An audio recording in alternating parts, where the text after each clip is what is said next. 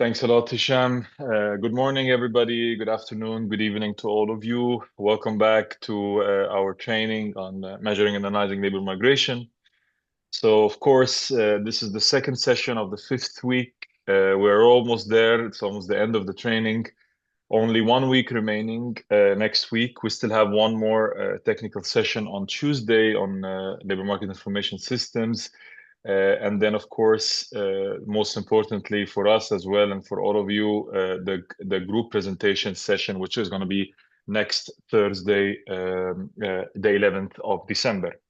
Of course, a reminder to all of you that all group members are required to be in attendance for the group project presentations because it's also a sign of solidarity with the rest of the group to show that you are very actively engaged, but also out of respect for everybody who would present.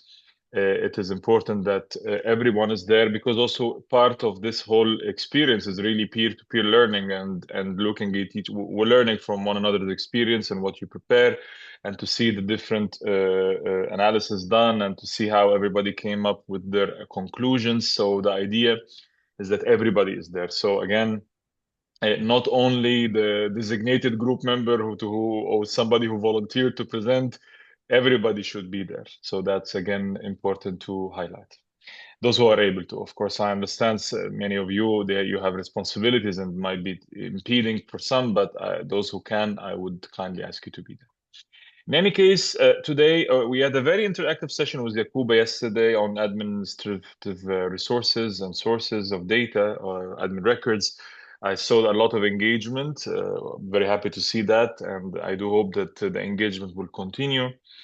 Of course, today I'm very happy to welcome back our expert. You already know Theo very well from the first week. Of course, he started the training, talking a little bit about the policy aspects, again, of looking at labor migration and analyzing migration data and linking it with policy. Today, our dear expert, of course, Theo, is going to be tackling another topic. Is going to be which kind of links, in a way, analyzing the economic contribution of migrant work. So, as you recall, the idea of this training, as I have been reminding you in most sessions, is that we were trying to link analysis, measurement actually to analysis to policy in a way. We're not tackling policy per se in this training, but also the idea is to show that the last 2 weeks we've been talking about sources of data and about the household surveys, about the different surveys and that provide us with the data. But then once you have the data, what do you do with it? How does it help you in your analysis? How does it make you understand better to assess better the situation of labor migration in the country and labor migration and the economic contribution of migrant workers.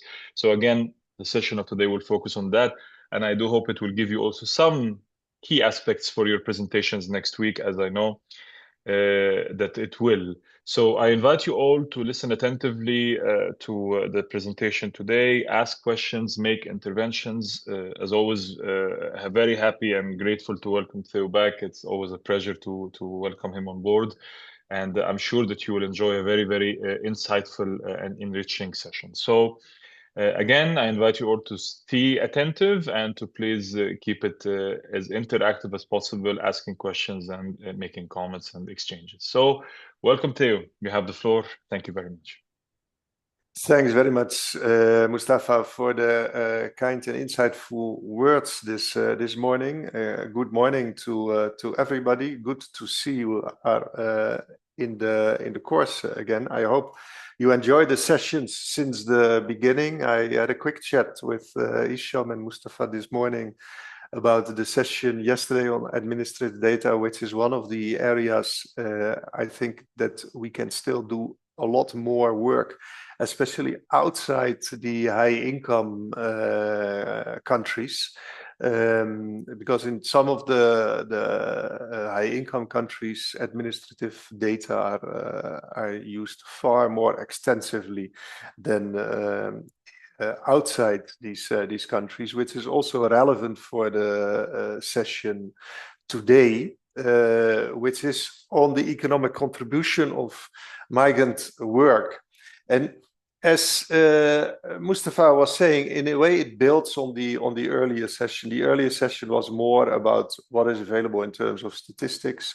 What can you read from the statistics directly, in particular the labor market statistics.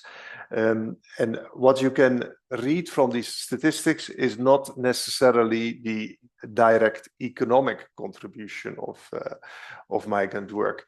So what we would like to do this morning is to check a little bit, first, what is the issue? What are we trying to tackle? And what are the methodologies to tackle this issue? And the main issue is that there is a lot of discussion around the economic contribution of migrant workers, but you cannot read this contribution from some statistical system. We show the numbers of migrant workers, which are readily available also in ILO Stat, in national statistical systems and websites, but that is not the case with the economic contribution of migrant workers. You can, of course, look at the economic output of a country as a whole, the GDP of a country, the income that is being generated in the country, but it is not disaggregated by migrant versus non-migrants. It is also not disaggregated by men versus women. If you want to know, discuss, analyze the contribution of women and men, and perhaps look at some of the many gender issues in economics, you run into the same issue. You can disaggregate clearly the labor market by men and women, and you can find that there is a lot of segregation. Men in typically male occupations, women in typically female occupations, and so on and so forth. But you cannot link that immediately to the national accounts, how much is being produced in the country. So similarly, for migrant workers, there are methodologies to assess the economic contribution, but some of these methodologies are quite complex and others are controversial. That not everybody agrees with this methodology. You have to explain your methodology, basically also convince your audience that you're on the right track, because methodologies invariably involve assumptions, and then assumptions, of course, are open to criticism as well. So this is the inspiration for the research that the ILO started a number of years ago. The initial project started in 2014, together with the OECD, with project funding from the European Union. And since then, a number of additional initiatives have been taken, building on the initial project that ran for a number of years. So the idea of this project was to provide empirical evidence on the ways in which labor migrant workers, affect the economic development in countries of destination. So the focus is on countries of destination, not on countries of origin. Countries of origin, and in particular the impact of remittances, is an area that has been traditionally well researched in many countries, and the positive impact of remittances is generally well known, whether these remittances go to high income or low income countries. So the focus is on countries of destination as opposed to the countries of origin. And the rationale for the initial research was that there is growing importance of migration between developing countries, basically outside the traditional high-income countries of destination. And these effects have generally not been analyzed much. If there has been analysis at all, it was more on what is the economic contribution of migrant workers in the US, what is the economic contribution of migrants in France or Germany, but not what is the economic contribution of migrant workers in Argentina or in Thailand.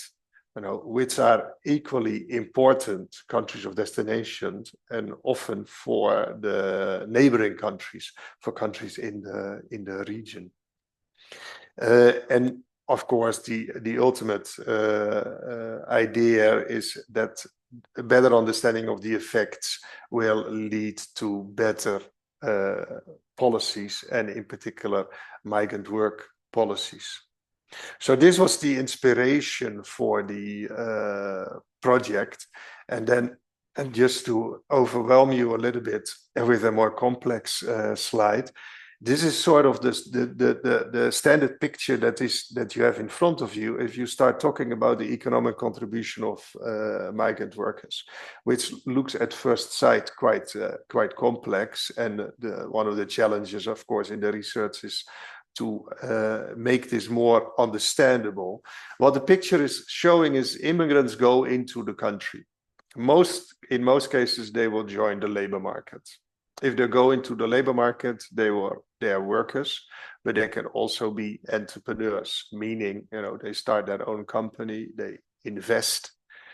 Once they are workers, they also pay taxes. They also start making savings. Through their savings, they add to investment. Investment adds to the demand, and migrant workers in that way stimulate the economy. And the same as consumers, of course, because all workers are also consumers. Some migrants also come into the country as students, so they do not make an economic contribution directly to the output, but because they are consuming goods, they do stimulate the demand side of the economy, but they are not contributing to the supply side as long as they are not working in the country. And they bring in funds as a student, of course, because they have to survive in one way or the other. If they survive by having a student job, then they are actually workers, and then they fall in this category.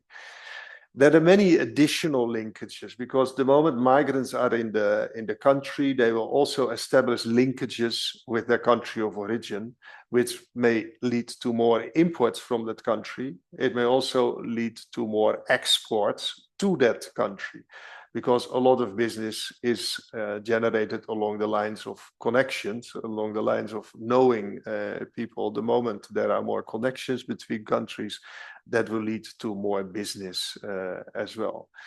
So given that migrants stimulate the economy and are in effect, in all parts of the economy, it is not that easy to isolate, in terms of analysis, what the contribution is of a migrant worker in comparison with a non-migrant worker. So that was basically the research question that we were trying to tackle. And what we did is we split the question basically in 3 questions, looking separately at what is happening in the labor market, what is happening in the broader economy in terms of production, and what is happening in terms of public finance. How much do migrants contribute to public finance, as opposed to how much are they drawing on public finance, drawing on the public coffers in terms of social protection or unemployment benefits or any other sort of support. So that is the first overview of the issue. If you look at this picture, is there something that comes immediately to mind with regard to your own country? If you think of migrant workers in your own country and you look at this picture, do you think something stands out in your own country? Or do you think, this is way too complex, let me wait a moment before I start answering this question? So just throwing in the question at this stage. Anybody who wants to respond immediately? Anybody wants to take the microphone or type in the chat? I know there is one participant, I think there's one participant from Switzerland. And Switzerland is one of these countries where there is an awful lot of foreign workers. I lived in Switzerland a while myself as well, because I was working in the headquarters of the ILO is in Geneva. So we were working there, and around the ILO you could see many foreign companies. So do you have any views Yes, with regard? Go ahead. Yes, thank you, Theo. So actually, yes, to Switzerland, many people are coming exactly for work, but there are two important differentiations. I would say that the majority are from the European countries, and those who are from the European countries, they have different rules and, so to say, simplified procedure for employment. While for those who are from third countries, it's very difficult for the employer to hire them, not only because of this special work permit that they should, of course, receive in the beginning. So, and there are many different kinds of work permits in Switzerland, and even inside the work permit, for example, if you look, there is a work permit B, and inside this B there are 10 different kinds. So therefore, but I mean, just to be short, that those who are coming from the third countries especially, so the employer has to prove that this person has either unique scientific or unique economic potential in order to get the work permit. And therefore, it's a big, so to say, difficulty for these people to get employed. So therefore, there are so Switzerland is an attractive country, but like recently for our forum for the chat, I also analyzed so the recruitment cost actually bared by migrants, and like I found very interesting also considerations, so that if you go to the website of a company who is promoting their recruitment, so then they are writing for the companies, and if you read this information for the companies, you start to understand how expensive actually and how difficult for a company to hire the migrant worker. And then you could understand being a migrant, what does it mean and why you are not hired. So yes, because a lot of interesting things, but sorry, I stop here. No, Thank you, thanks for that contribution, and you raise a whole lot of issues. Some of these issues I deliberately left out. We deliberately left out of the first picture, because what you don't see in this picture is anything related to regulations. And what you are mentioning, the first thing that comes to your mind is there are regulations. Not all migrant workers can just clearly come into the country. Some countries have mobility agreements. In Europe, there is freedom of movement. Most of the countries that I will get to in a moment, that were part of our research, do not have necessarily that sort of agreements with the neighboring or the countries of origin, and it immediately has an effect, on the contribution other countries can make, and also, if there are regulations with regard to the skills that are in demand, if there is some sort of an identification of the skills that are needed in the economy, that will immediately have an impact also on the contribution that can be made by migrant workers. I will come back to that issue a little bit later, but thanks for this contribution. Indeed, Theo. Yes. No, we just got a question. Maybe you will cover that later on, from Angela, saying if you could illustrate how investment could create a demand in the countries of destination. Yeah, no, I can best tackle that question on the basis of this on this picture. The production in an economy. What is here? The production is being generated by the people in the labor market. If you're not in the labor market, you do not contribute to production. The production itself can be disaggregated, and you can see that in the national account. And major components in the national accounts are the demand for consumption goods. Consumption is one post in the national account. Investment is another. So capital goods are being produced in the economy, like buildings, for example. So buildings that are being used for the production and also for housing are part of the investment in an economy. So it is one of the categories at the demand side of the production of goods and services in the economy. So if a migrant worker comes into the country and decides, to start a car factory, he has to buy, a plot or rent a plot of area to set up the factory and invest in the buildings and the infrastructure to start producing cars. And that is an investment in the national economy. And that investment can be made by the native-born workers, but they can also, and native-born entrepreneurs, but can also be made by foreign-born workers and foreign-born entrepreneurs. So in that sense, what a migrant worker is doing in the country immediately has an effect on the economic contribution of that worker as well. So the research project that we did, we were focusing on some 10 countries around the world, all outside the traditional high-income countries, 3 in Latin America, 4 in Africa, and 3 in Asia.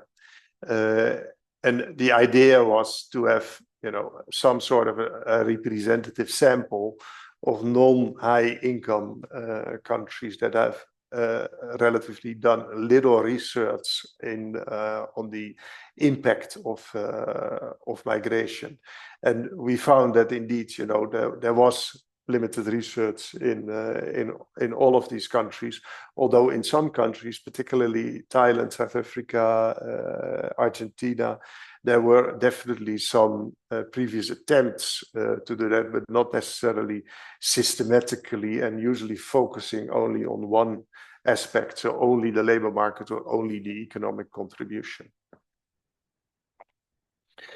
So the questions we were trying to answer were basically what is happening in the labor market when migrants come in. First question, is there any sort of integration? Because if there is no integration, if migrant workers are actually outside the labor market or hardly integrated, then the contribution will be limited as well. And then what is the labor market impact of this immigration? Question here, economic growth, what is the economic contribution, but in other words, what is the contribution in terms of value added and per capita income for the non-migrant workers? Because surely the migrant workers will benefit from a job somewhere, in the sense that the person has an employment, has a salary. But the question is then, what is happening to those that are already there? Are they benefiting or are they basically losing out? And the same with public finance. Are migrant workers contributing more or less in comparison with non-migrant workers, or are they particularly benefiting from the public coffers to a greater extent than the non-migrant workers? Additional questions which are relevant, of course, are the effects always the same, and are they the same for all parts of the destination economy?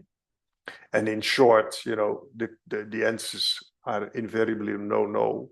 That is, or they're likely to change over time, so they're not the same at all points in time, and they can also vary by part of the economy. But we were focusing mostly at the national level.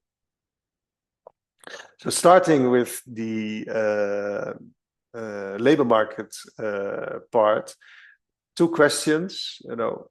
are migrant workers integrated in the economies of destination, and also what is then the labor market impact of immigration, including are migrant workers actually displacing native-born workers. So the question is, you know, if you open a business, and we can also take Switzerland as an example. You know, you open a business there, and you have a lot of workers. If you recruit foreign workers, be it in Switzerland or from abroad, is this at the expense of the Swiss workers, or is this actually in addition to Swiss workers, or you know, are actually more Swiss workers being employed because you set up your factory? So that was the sort of questions we were trying to answer. Theo, yes. Would you like to take a question or later, as you prefer? Sure. No, go ahead. This is from our participants from Vanuatu, from the Pacific. So, looking at the diagram, I'm quoting now, I can say that Vanuatu is losing a lot in terms of revenue. There are many loopholes in the system that revenue is not captured. Due to the loss of revenue, we tend to depend more on aid from donor countries. This is really sad for us. But you are losing revenue. How? Why? Conley, would you like to elaborate a little bit more? If you can take the microphone. Or also add in the chat. I think it's an important point to tackle. You can also add in the chat if you don't have a microphone. Or give it a little bit thought, because I will get to the public finance part a little bit later. Yeah. But the important question, you know, is how do you lose this this revenue? You know, what is the initial situation? But I will get back to public finance. In the labor market, we looked at employment and participation rates, unemployment rates, made a comparisons. Basically what we did a few weeks ago in the initial session, looking at the statistics, and started just with a description, and starting to make the comparisons between the migrant workers and the non-migrant workers. And what we found the two most important points to make, I think, is that the foreign border workers are often relatively young. They are on average younger than the native-born workers, which has a major economic impact. I will come back to that later. But also that they often have higher employment rates, which is not always the case, but in the findings across the 10 countries, that tends to be the finding. And I just take South Africa here as an example, that you can see that there is actually a very big difference between the participation rates of the and the employment rates of the foreign-born workers and the native-born workers. So these are the foreign-born workers. The colored bar and the solid bar here is the native-born employment rate. And we found in the global estimates that the ILO released last year, which are estimates across all countries, so not only low and middle income countries, but also high income countries, that we had the same finding, that employment rates were globally higher for the migrant population than they were for the non-migrant population. The same is not necessarily true for unemployment rates, because in some countries, and that was also found at the regional level, there are issues with facing migrant workers to find employment, which can be issues related to skills and recognition of skills, for example. But also, if we take the example of South Africa, the unemployment rate for migrant workers is also typically lower than for non-migrant workers. At the occupational level, to look at the occupations of migrant workers versus non-migrant workers, you find that foreign workers are typically in more difficult occupations, either in non-standard employment, temporary work, but also overwhelmingly more in informal employment, and typically in more demanding jobs in terms of for example, jobs that have irregular hours, or jobs that are in difficult sectors like the construction sectors. Across all countries, you find that we found that in the research as well. Migrant workers are typically overrepresented in the low-skill occupations, and in a number of countries also in the high-skill occupations. And the latter, high-skill occupations overrepresentation, is often in line with policies. So countries are making and having active policies in place to select the high-skilled workers and make it easier for high-skilled workers to come into the country. At the educational side, the same picture. Many countries overrepresentation of migrant workers among the low-skilled, but also among the high-skilled. So these are all countries in which high-skilled migrants are overrepresented among the employed. So basically following the same pattern that I was mentioning earlier.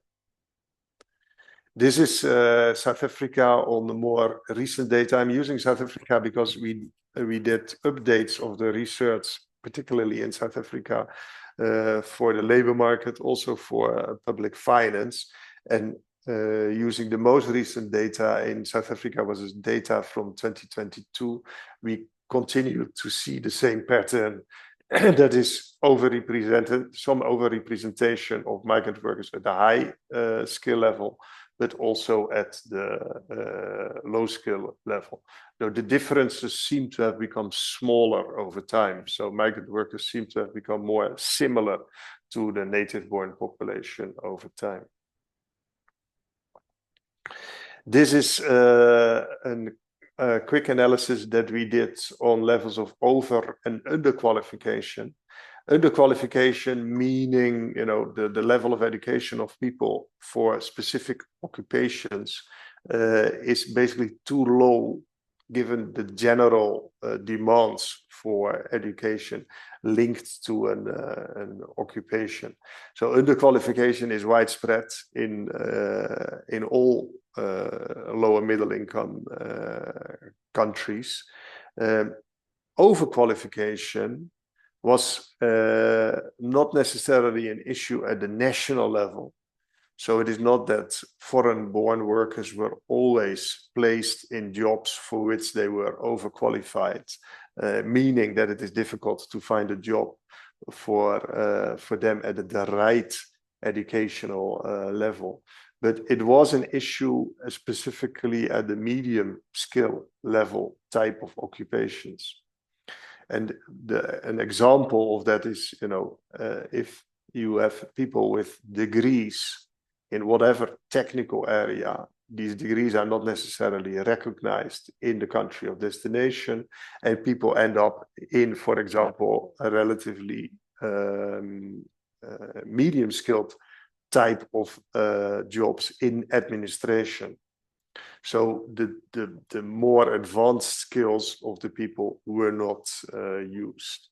We also found a clear link between levels of overqualification and underqualification with the type of jobs that foreign workers are often performing, meaning, you know, more the type of dirty and dangerous jobs. And if jobs are dirty or dangerous, then the issue of qualifications become less important because they will employers will simply take those people that are available for those jobs, and that in practice is often a migrant worker, you know, who is less picky about the job he or she is performing, while the native-born workers are saying, I don't want to do that sort of work.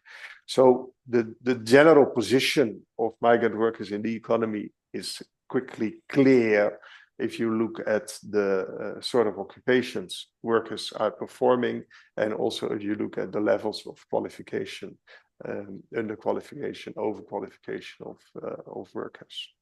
Theo, there is an interesting question in the chat if you want to take, I think, regarding Sure. what your analysis. So there is from Angela saying regarding foreign-born workers who have high employment rates driven by male race, is it at a comparison between male foreign-born and male native-born, or does it mean that there are more foreign-born men employed than foreign-born women workers? That's a very good question, because there are two separate effects indeed, but it is a comparison between the mostly between male migrant workers and male native-born workers. So you already see that employment rate is already higher. Then on top of that, it is true that there are also more men among the migrant workers than there are women among the migrant workers. As a process that is slowly changing, there is a certain feminization of migrant work going on, but it is slow, and it is similar in that sense among migrants as it is among non-migrants, that you see in many parts of the world that there are still big gender gaps between participation rates and employment rates, and between men and women, and that is not different, I think, between migrant workers, where you also still see a big gender gap in terms of participation and employment rates, and there are still more men migrating than there are women migrating as workers. You know, that is, women can still come as part of family members, of course, and the same, you know, a woman can find a job abroad and ultimately ask the spouse, if that is a man, to also come along, but the picture is still biased in favor of men in terms of participation and employment rates. Thank you, Theo. You remember the earlier conversation from our participant from Vanuatu? He added a small input just to maybe clear what he's meaning. So yes, foreign workers such as Chinese and Filipinos do not save money in the country. They send the remittances back to their country of origin. The same goes vice versa to labor migration, loss of local economic contribution, brain drain of skilled workers, and high costs and risks associated with the migration process. Yeah. Just to clarify the earlier point, yeah. Yeah. So the concern is more with regard to remittances. How much of the income is leaving their country again? Indeed, yes. Yeah. And that was also captured in the, I can just go back a moment, captured in the earlier picture here, the remittances, which are beneficial for the country of origin, of course, but less so for the country of destination. Now, remittances are always a proportion of income, because the person in Vanuatu in this case, if this is a country of destination, would still, you know, spend on consumption and spend taxes in the country of destination. So it is basically part of the savings, you know, that would return to the country of origin. Well, the component of saving would be to a larger extent stay in the country if the funding would not go back to the country of origin. But it is certainly, you know, an important part from an economic contribution in the country of destination. The remittances go exactly the other way, of course. Yeah. On the labor market, then we went to the more challenging question, what is happening with employment and wages when migrants arrive in the country, and in particular what is happening with the native-born workers. And this is where the theory comes in as well, and also where the regulations come in that were mentioned earlier by Anna, the regulations for migration, which migrants are actually allowed to work in the country or not. No, in theory, workers that are complementary, that have skills that are not available in the country of destination, will be more beneficial for native-born workers than workers that are competing directly with the workers in the country of destination. Now, the thinking is always that, this is only skilled people that are in demand. That is not always the case. There can also be a demand specifically for low-skilled workers if, there are certain jobs that are difficult to fill with native-born workers. And this can be the jobs that are, in sectors and in occupations that are little in demand. And then if there are foreign workers who take that sort of jobs, that will also be beneficial for the country of destination. So the benefits are not limited to high-skilled workers, despite the fact that most countries are heavily focusing on high-skilled workers. But that aside, we did the research.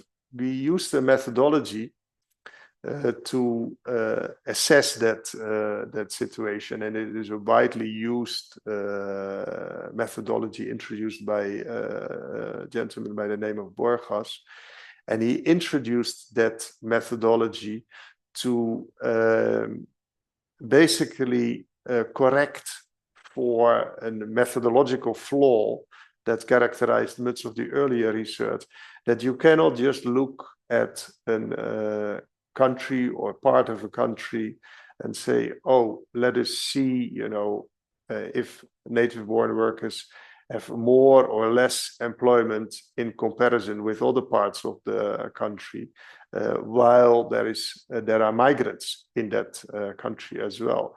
The issue is that both the migrants and the native-born workers will typically go to places where there is a lot of employment. So if you find a place where there is a lot of migrant workers and also a very high employment rate for the native-born workers, you don't really know anything about the relationship between the two, because both groups may actually be coming to those places where there is a lot of work, and the work may not be in any way related to the migrant workers.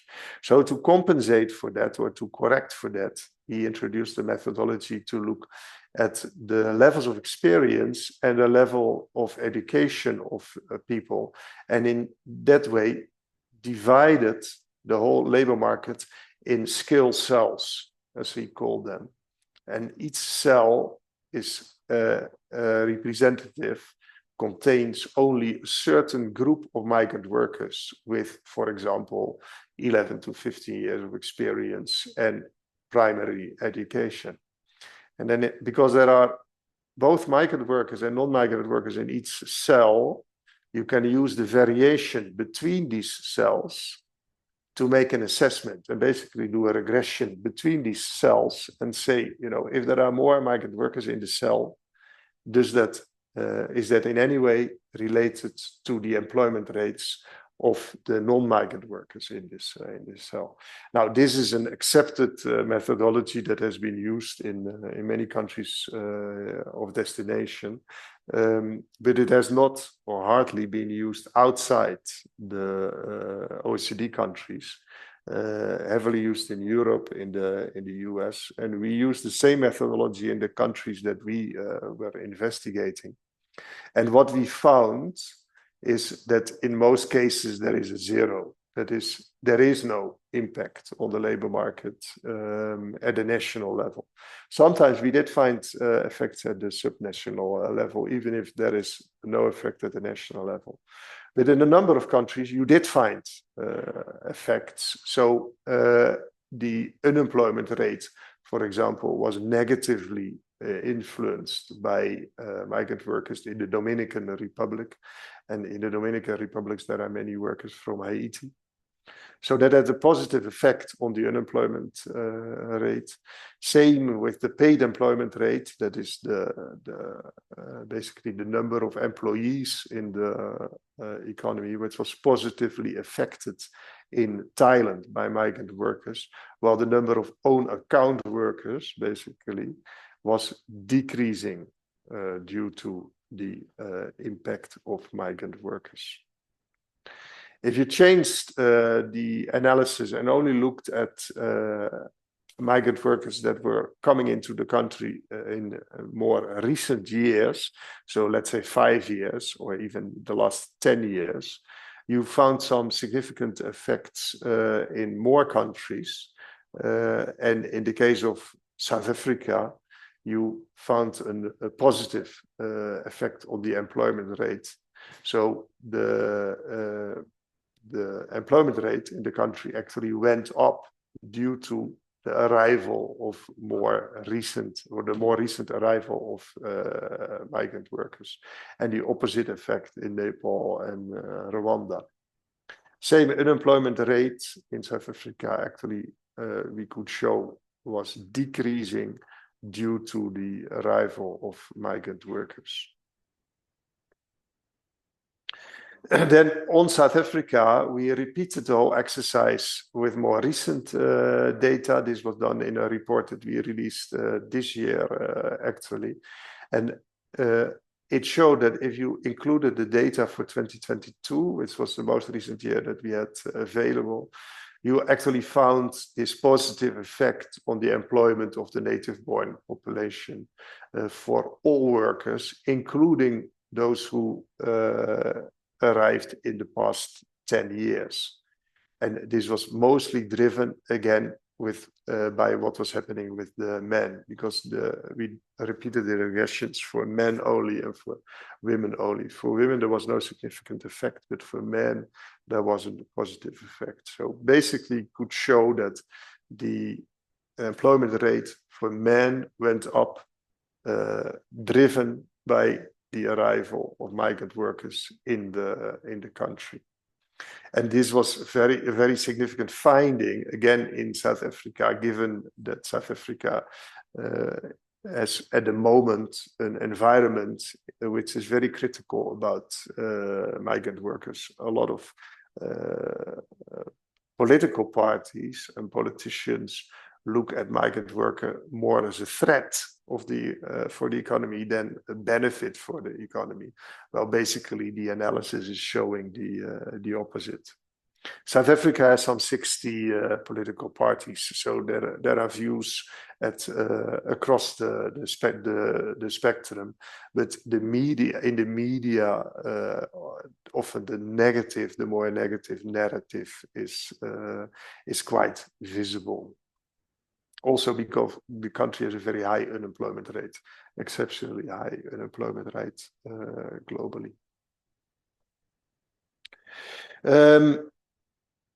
Second question, similar as the earlier question I posed, but just looking at the labor market in your country, because we get some feedback for Vanuatu was more about the economy and the funding streams. But if you just look at the labor market, do you think there is any displacement of workers by migrant workers in the country that you know best? So do you think there is a risk in your country that migrant workers are actually displacing the non-migrant workers? Or do you think it's quite the opposite in our country, or maybe there is no effect? Anybody with a strong view here? Indeed, if anybody would like to volunteer, just sharing your insights from your country, or a country that you are familiar with. We got some insights, I think, from Vanuatu, indeed, also Switzerland before.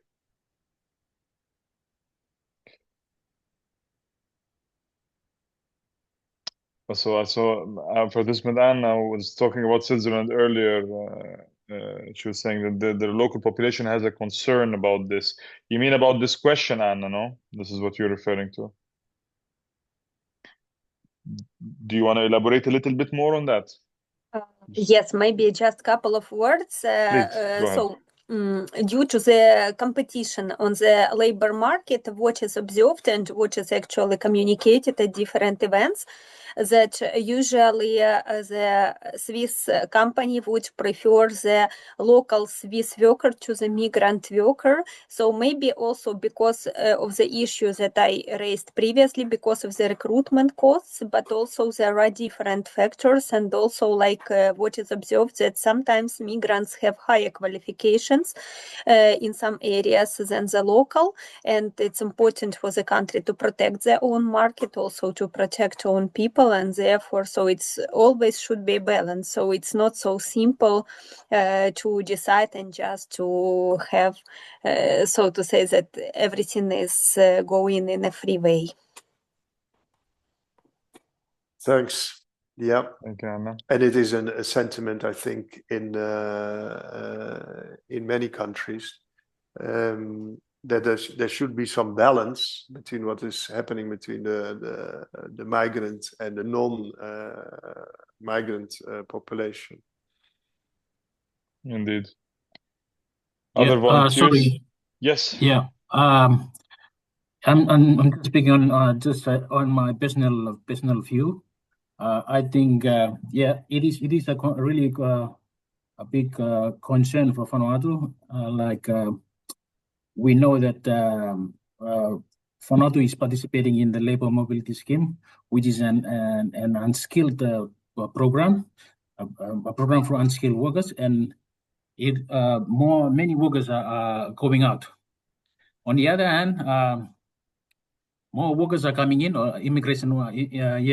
So these workers come in with skills which Vanuatu doesn't really have it. Eh? So it is a big impact for Vanuatu in terms of skills, because these people, when they come in, they come with skills. So they are most likely over the few years they will take over the labor market.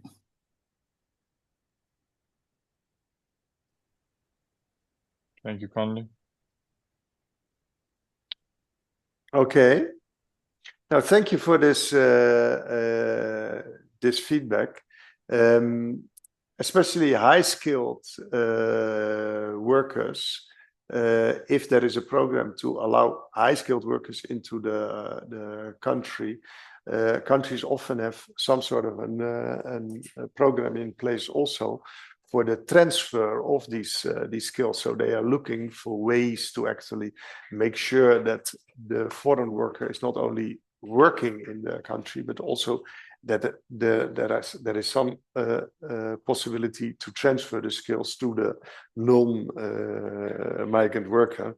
And then the idea is, that the foreign worker may only be in the country for a number or for a limited period. And once that transfer has been completed, the job can be taken over by the non-migrant worker. I see a hand of Angela. I see a hand of Angela, yeah, and another contribution from Portugal in the chat. But Angela, go ahead. Yeah, it's not directly addressing the question, but let me just share what the Philippines is actually doing, like entering into bilateral labor agreements with certain countries to make sure that there's a balance. Addressing the needs or some of the needs of some countries of destination, but while also looking at the possibility of its effect in the Philippines. So, like for example, we have identified some skills set that are critical, and we could not just allow them to just go out of the country altogether, but we could limit and we could identify the skills that are in demand in a different country, and limit the entry of this skill set in a country of destination. So I think that's one way of looking at or balancing the interests of both countries. Thanks. Yeah, and the Philippines, of course, famous for the system of migrant worker. Philippines working abroad because the country has put in place a number of safeguards to organize that type of work. I saw something on Portugal. Yeah. There are two more. Indeed. I'm glad to see some interaction because actually this is one of the key questions, I guess, of the course. So there should be more feedback from participants. But indeed, from Portugal, our participant Orchid is saying, in Portugal, labor market immigration is very positive because of the lack of workers available. Unfortunately, this is not very consensual for many politics. It's saying because in Portugal, demographic aging has a significant impact on the labor market, and we effectively do not have enough workers to meet the needs of the labor market, especially in the construction and service sectors. Thanks for that contribution, and I think that is also a point, that is of more general relevance. A number of European countries, of course, have a shortage of workers at the moment, particularly in some of the labor-intensive sectors, including the care work. While at the same time, the climate in several European countries is the opposite, is very critical about any type of foreign contribution, including in a way Portugal, because I think Portugal just passed a new, or they are thinking about new legislation with regard to, in particular, I don't think this concerns immediately migrant workers, but more issues like citizenship, and that has become a bit more difficult for people to stay longer in the country, assume citizenship, which is the same. It's a trend in a number of European countries. It's not only Portugal that is going in that direction. And indeed, in the same breath, Theo, participant Anna also added about Switzerland that they have a shortage, for example, in medical workers. However, it is a regulated sector, and recognition of qualifications for a migrant, even from the EU, often takes years. In that same breath. But I also have one intervention from Maldives. Thank you, Mipsam, for sharing that they have a lot of immigrants in construction, agriculture and domestic work, basically between brackets, the type of work locals are less inclined to do. Yes, and that is very common, even in countries where there is no shortage. Sometimes these things go together. I know there was just a recent research that was done in the Netherlands, where there is shortage of workers in terms of the aging of the population, but there is at the same time also a large sector of jobs in which basically only migrant workers are working, and these are typically the jobs for which it is very difficult to find native Dutch workers, and it is much easier because of the European mobility to get migrant workers from some of the other European countries that have more challenging labor markets. And then they will end up typically in that sort of jobs. I think from a normative point of view, what is important is that even if these are jobs that are less attractive, that we make sure that the minimum standards and the agreed regulations are in place, so that workers are not being paid below the minimum wage, for example. And this is reflected in the body of ILO conventions. It's the main thrust of the ILO conventions. We have absolutely, Theo. We have one more intervention from Somalia, from Jama. So he's saying that in Somalia, although we don't have exact data, return immigrants are more concentrated in high offices in the government, as well as international organizations based in Somalia. on highly paid jobs compared to native-born population. The reason is mostly related because they studied abroad and have language proficiency or skills. These are the concerns of the native-born population. Yes, it's interesting. This is the bringing up the issue of return migrants, which is a little bit of a different animal, I would say, because these are native-born workers, you know, who worked or studied or did something for a while abroad and then are returning. And sometimes, you know, they have to go through similar steps as the migrant workers. A number of countries at the east coast of Africa, similar as Somalia in that sense, have workers that go out because a number of the East African countries are very active in developing migrant worker programs. And they're supporting their own nationals working abroad as an additional way of as an additional employment policy, so to speak. But they also realize that when these people come back, you know, they need support, and this support can be given alongside the support that is given to other migrant workers that are basically coming from outside these countries in the first place. And you can have similar tensions as indicated in the chat, because those who have not gone abroad may be critical about those that have gone abroad and looking, you know, what exactly do they contribute? Are they not taking jobs, you know, that should go to other groups of the population? So there can easily be tensions. That is clear the moment people cross borders. Indeed, Theo. I think for the sake of time we move, but of course it's a big question, Theo. We could talk about that for quite a long time. Yes, no, and it is an important question indeed. Indeed. So this was the part on the labor market. Let me just move to the economic part, and then we will go to the public finance part. So in economic terms, you know, these are issues related to how much are migrant workers contributing in terms of value added, in terms of per capita incomes for the non-migrant population, and also in terms of productivity and entrepreneurship. So we try to analyze that question. In theory, an increase in labor supply due to immigration is expanding total employment and also total output in an economy. The question is by how much exactly, you know, how much is the expansion in the output of the economy in comparison with the expansion of employment in the economy.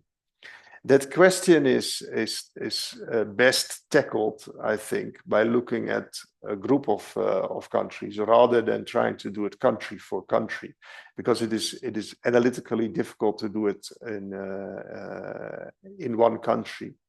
But we attempted to we made an attempt to do this anyway on a country by country basis by breaking down the question and looking at the two sub-components in this question. One is the share of employed individuals in the total population. If that share is higher, then income per capita will also be higher, simply because more people are working. And the second component is the income or the production per employed worker, basically the labor productivity. If productivity levels go up, incomes per capita go up as well, all else equal. The overwhelming important factor that we found in the research is that immigration tends to raise the share of the population that is employed. So going back to the point I made earlier, that migrant workers tend to be young. So there is typically a larger share of the population among the migrant population that is working in comparison with the non-migrant population. Now, that fact, together with the fact, that at the aggregate level, you often don't see displacement in the labor market. You see mostly no significant effect in the labor market. That together explains a positive effect on incomes per capita in a number of countries. And the main conclusion we arrived at is that immigration is unlikely to reduce income per capita in the countries of investigation. And in some countries, including in South Africa, also in Thailand, we were able to use some econometric models as well, models that were already there, that were already being used for other purposes, and then analyzed the migration dimension using these models. And they were basically confirming the same conclusion, that and that wouldn't be surprising in the case of South Africa, where you see that there is a clear employment generating effect of migrant workers in the labor market. And then you could also see that in your models that, there was up to a 5% increase of GDP per capita, which could be attributed directly to migrant work. So overall, a positive economic impact, and clearly no evidence of a negative impact. Then finally, the fiscal impact of migration. And that has been another question that has been widely discussed and analyzed in OECD countries, because at some point also in the OECD, the question came up, migrant workers, they come here, they benefit from social expenditure, they never contributed anything, and basically a highly critical environment. And the OECD, the organization itself, did at some point a large research project to tackle that question, to have better information about that question. Is that really the outcome of is that really the effect of migrant work in OECD countries, or are there other factors at work? What we did is we used an accounting method, and we use mostly household survey data in combination with government budget data. And that goes back to the discussion that we had yesterday. In many of the OECD countries, you can also use administrative data to tackle this question.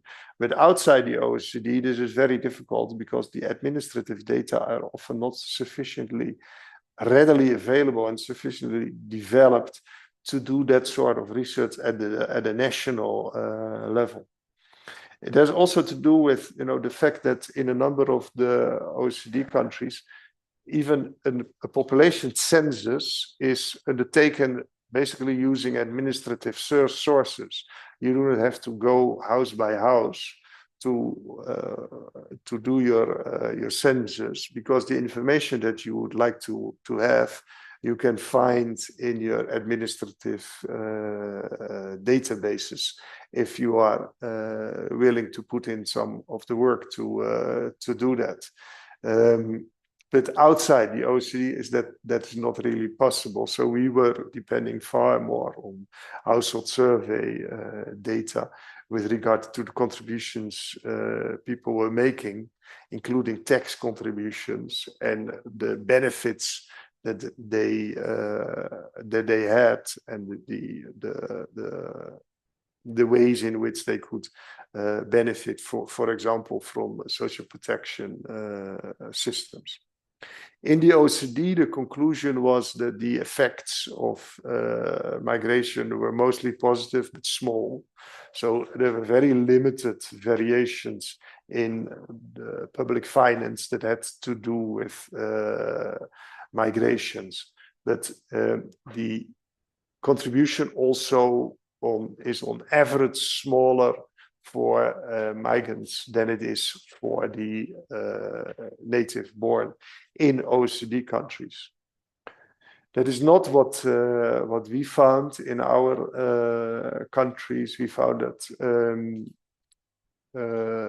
the net fiscal contribution was also small, but also in the majority of countries positive, and also often more favorable than the non-migrant population.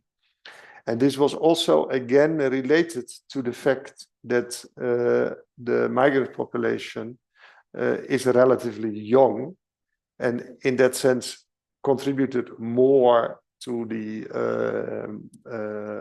public coffers and drawing less on some of the provisions that were available in the countries of destination.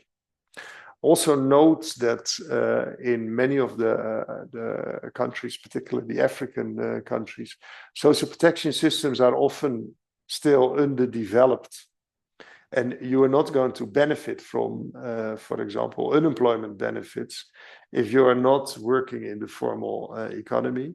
And even if you are working in the formal economy, if you are coming in as a migrant worker, you have to contribute for a significant amount of time before you are able to make any sort of drawing on, for example, an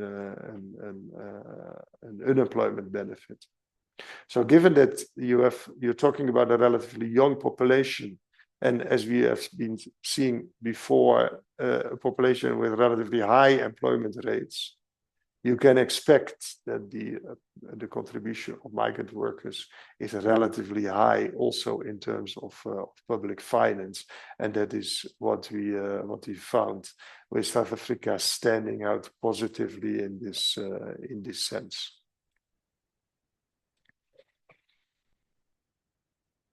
These are the more detailed data according to the two main scenarios that we analyzed. We looked at what was called an average scenario and a marginal scenario, and the main difference is that in the marginal scenario we left some of the expenditure of some of the public expenditure out of the equation altogether. Given that, for example, something like defense expenditure on the military is not going to change just because there are some migrants arriving in the country. So that sort of expenditure you can basically ignore in your analysis. But others were saying, you know, at the analytical front, no, you should take all expenditure into account. Anything that you take into account for the native born, you should also take into account for the foreign born. So then you arrive at the average scenario. Now, in both scenarios, average and marginal, you see that the contribution, the net fiscal per capita contribution of foreign-born workers is higher than for native-born workers, but the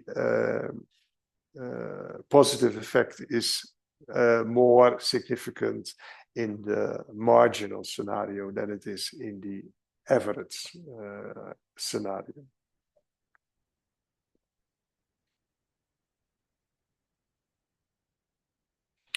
So overall, the research, we have been using the research extensively, you know, to discuss the contribution of migrant workers to the economies, in particular the economies that were part of the research, but also more broadly to inform the debate about migrant workers in countries of destination.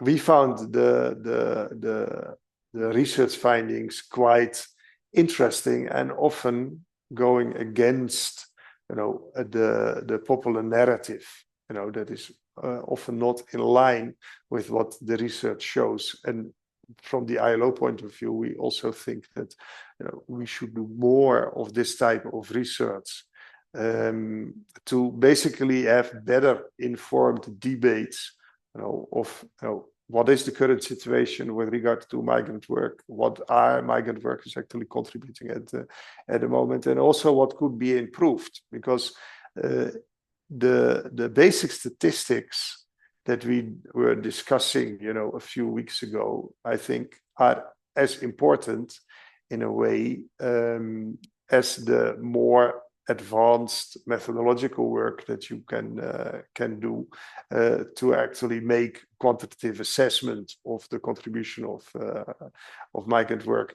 because some of the findings are clearly related, to the extent, for example, migrant workers are integrated in economies, and that extent you can also already analyze looking at the descriptive statistics. You do not need to do any sort of advanced econometric work, to understand that there is a difference between the integration of migrant workers and non-migrant workers in this country or in that country. You can see that fairly quickly from your basic statistics that you can obtain from household surveys, as long as this basic disaggregation is made between the labor market position of migrants comparison with non-migrants. There's a number of policy implications as well in that regard that you can link to the research, and we included some of the main policy implications also in the final chapter of the comparative report that we did across all countries. I think two of the main points is the importance of the development of labor market information systems, that capture both the migrant and the non-migrant population, and the need to check integration of migrant workers in national economies to see, if there is an issue with regard to their economic contribution, whether that is an integration issue or a broader economic issue. So that is the overall picture. I think I'm reaching the end of the presentation. I'm looking if there is any more input from the chat. In the chat, no. Okay. So my final question is, do you see opportunities to raise the economic impact of immigration in the country that you know best? Would you have any suggestions in your country? Of course, inviting volunteers. You can write in the chat or take the microphone. Even better to hear your interventions, of course. Regarding the question that I guess that's the wrapping up question, Theo, right? What could be done to raise the economic impact of immigration in your country? Maybe we take a minute if there are some volunteers. They can also add it on the forum later on, Theo. Maybe they need some time to reflect on it, no? Sometimes. For sure.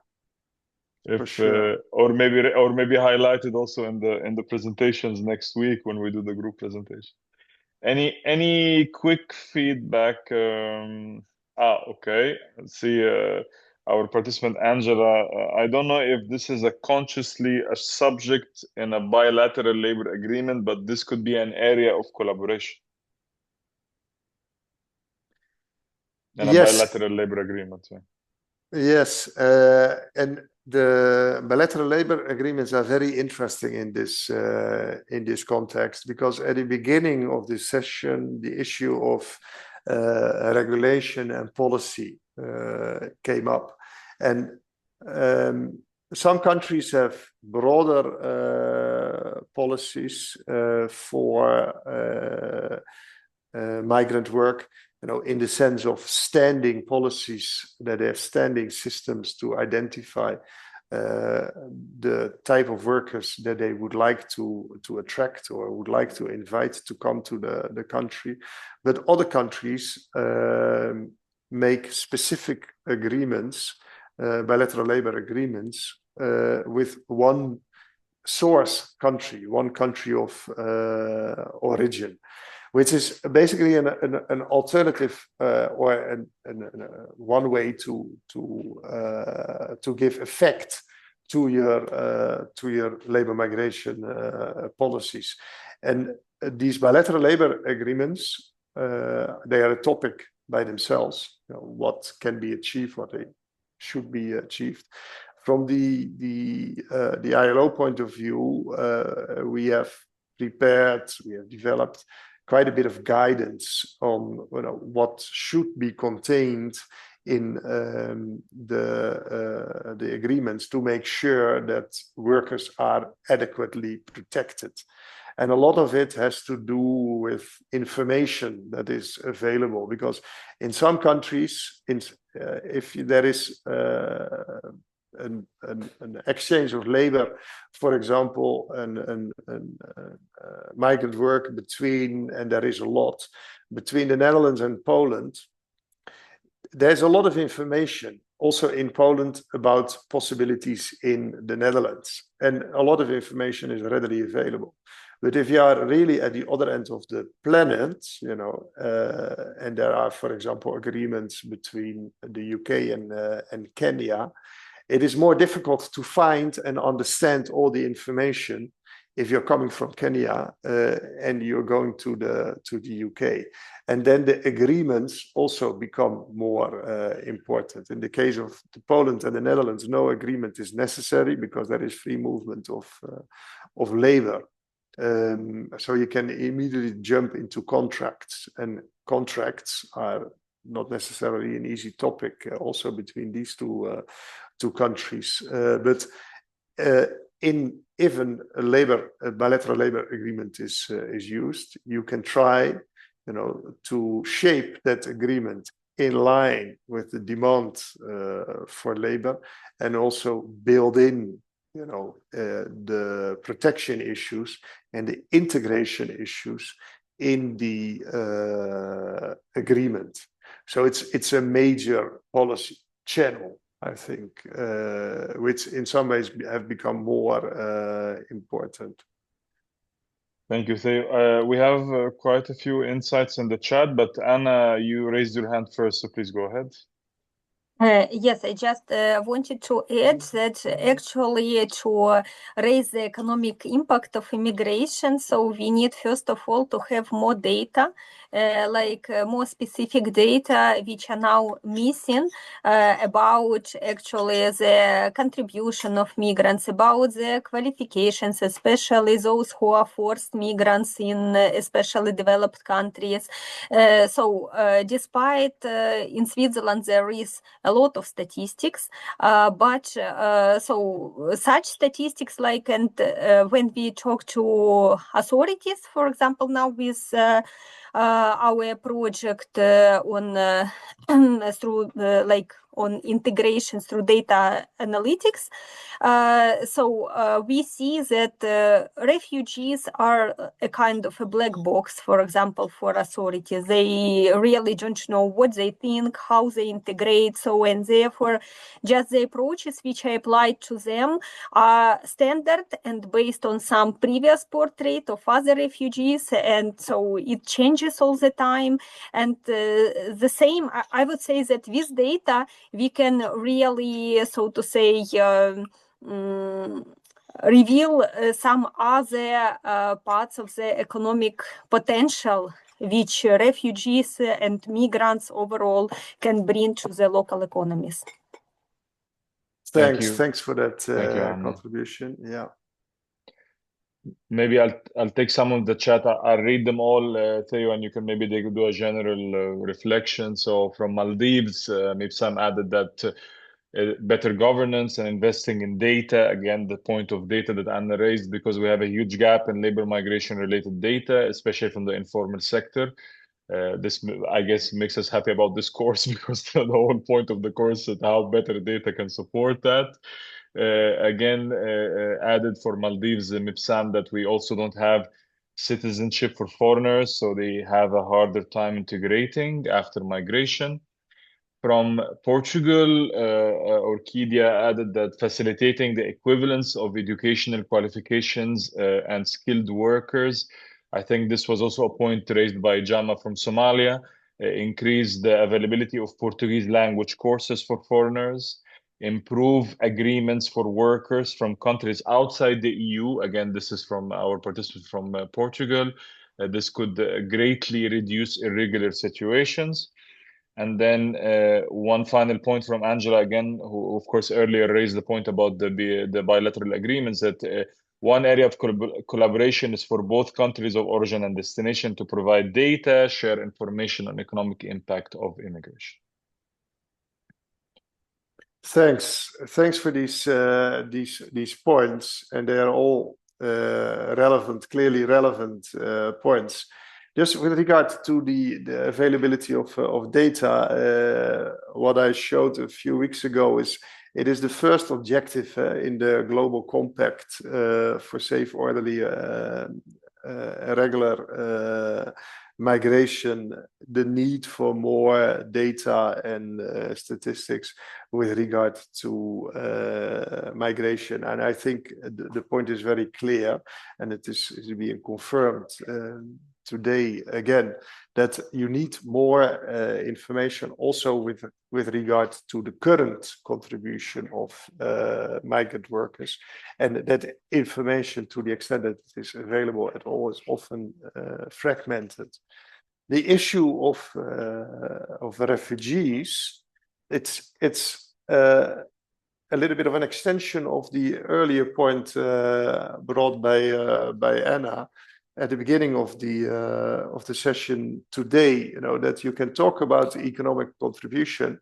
One of the first point is regulations, policies, and this is even more so in the case of refugees, of course. That refugees, the status of a refugee is a legal status. You know, it comes in through a completely different angle than if you're talking economics. You know, from an economic point of view, it's much easier if there is just free movement of people, but the reality is different. The reality is in particular different for refugees, and in the context of the current session, clearly, you know, if in countries refugees do not have access to the labor market, they also cannot make economic contributions. By definition, you know, it's simply not allowed. And this is in many countries in discussion. You know, when in a number of countries, the numbers that you are talking about are far smaller in terms of the refugee numbers than the overall numbers of migrant workers. But because, you know, of the legal status, the legal issues attached to that particular group, they sometimes get far more attention, you know, and not always in a positive way, which is not justified by the numbers of people that are actually involved.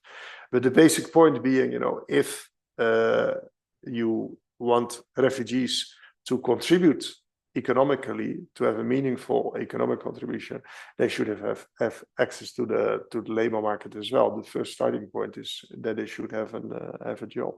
But it is a little bit of a different discussion, you know, given the the heavy impact of regulations and the completely different nature of refugees in comparison with migrant workers in general. The point of the agreement and the recognition of also of the skills and qualifications, and more so in countries where there is a shortage of workers in particular areas of the economy, like Portugal, also like the Netherlands, even some of the bigger countries in Europe, Germany, France, you know, that have shortages, but not necessarily the systems in place to recognize the qualification and skills of workers, particularly outside of the European Union. Within the European Union, there are often more possibilities. So thanks very much for these insights and these contributions. Thank you, Theo. Thank you. And of course, I mean, to everybody, I think it's been, this was your final slide, Theo, right? Yes. Okay. I'm just making sure. Thank you, of course, everybody, for a very rich discussion. And I think today's session was very important, particularly for the rest, of course, of your, I think it wraps up many aspects that we discussed. I think it's one of the objectives of this training, really, to understand all this in the context. And hopefully, I hope that you all benefited from it as much as I did. And also, I think it will be relevant also for your group project. I mean, it's a pity we will not have Theo to be there, but I'm sure he will be interested to maybe check some of your presentations via recording at some point, or see some of your inputs, because he was instrumental really in designing the group project and in the technical thinking of the training. So Theo, indeed, thanks a lot for all your support. It's been really, really appreciated, and I was happy that we got the chance to work together again after a long time. I don't know if there is anything you want to say in the end, Theo, before we close. No, thanks very much, Mustafa and Isham, and thanks to all the participants for the lively inputs today.